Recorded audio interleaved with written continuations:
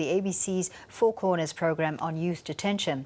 Our reporter Nancy Knotson joins us now from Darwin. So, Nancy, tell us a little bit more about this damning report on the detention centres.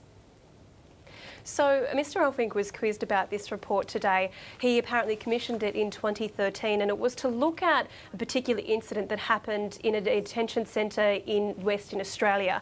Now, apparently there was a serious incident there in 2013, and so they wanted to have this report to look at, or lessons they could learn from it. Now, there were a number of factors which the report, which they listed today in the commission, saying there was a dysfunctional relationship between staff and management. There were issues with staff rostering, there was limited training, inadequate recruitment processes. The list goes on, and there are quite things that we've heard before that have been problems at the Don Dale facility. The minister said that he wasn't actually aware of the findings of this report, despite having said to go ahead with the report. So this is the exchange that we heard earlier today. This report, which is in front of you now, comes to a fairly strong conclusion, doesn't it? It's just looking at it there. As a result, Don Dale is exhibiting many similar signs to those that existed at Banksia Hill prior to its major incident in January 2013. Don Dale is an unstable facility. Now, you can see that that's been included fair and square and rather fearlessly in that report. Do you agree with that? Yes, bearing in mind, of course, that the report was to Mr Middlebrook. I don't have any recollection of seeing this report. All right, okay, but that's not the question. The question is, I put it to you that conclusion was drawn to your attention pursuant to the duties of Mr Middlebrook under ministerial responsibility and accounting to you. Not in the way that they are displayed here on the screen in front of me. Now, we know, Nancy, that during the course of the hearing today, Mr Elfrink and the Commissioner, Margaret White, got into a verbal stoush. Not so much a verbal stoush, but definitely Margaret White was questioning a few of his, what he was saying. I suppose, so he was questioned on his policies. He was told that he was to brainstorm, that the former Chief Minister, Adam Giles, said, look, can you brainstorm on some particular policies we might be able to bring to the 2016 election, which they inevitably lost.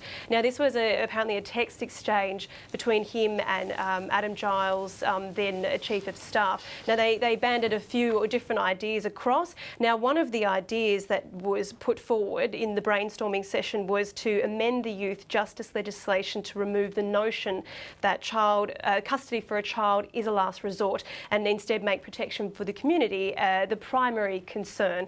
So in his evidence prior, though, and throughout the entire time, he'd been saying that he agreed with that act, and that detention and incarceration should be the final resort, for the last resort for a child. And so this is what Margaret White had to say in response to that.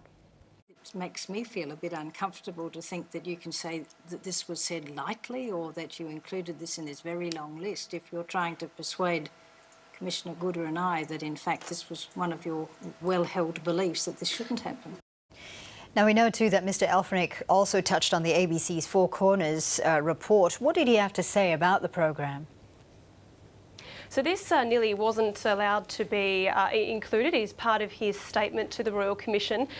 So there was some argument this morning. In his final statement, we now know that he believes that the Four Corners report was sensationalist and misleading. He also said that that the reporter involved in that had assured him that the program would be fair and balanced, and he didn't believe that it was. Now, as I say, we nearly didn't hear from this in the commission. There was some argument which was later withdrawn. Now, this is what his counsel, his legal counsel, had to say earlier in the commission, which inevitably helped to this to be involved in the statement. The actual process by which he engaged with the media and made available, warts and all, what had occurred and what was occurring in relation to the corrections system in the Northern Territory in 2016 is, we say, is of itself a relevant consideration. The fact that it was then not taken up in the way that the ultimate broadcast was sensationalised is a different issue. Now, Mr Elfrink, in his statement, he did say that the footage was presented without acknowledging many of the reforms that he had brought into place to help the system. So his evidence, I think, is finished for this afternoon, and I believe he might be continuing tomorrow. Nancy Knotson there reporting for us from